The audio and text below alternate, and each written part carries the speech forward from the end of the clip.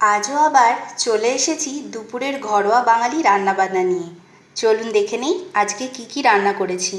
করেছি ভাত, একটু নিয়েছি টমেটো আর একটা পেঁয়াজ, আর করেছি ঢ্যাঁড়স ভাজা, আর আছে মুসুরির ডাল, পেঁয়াজ শুকনো লঙ্কা ফোড়ন দিয়ে মুসুর ডাল, আর করেছি চিংড়ি মাছের মালাইকারি,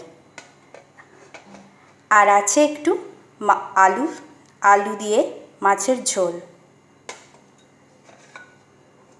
আর শেষ পাতে একটু কুলের আচার।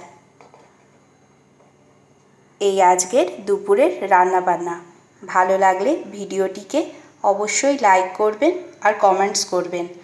আর আমার যেসব বন্ধুরা অনেক দূর থেকে দেখছেন তাদেরকে অসংখ্য ধন্যবাদ।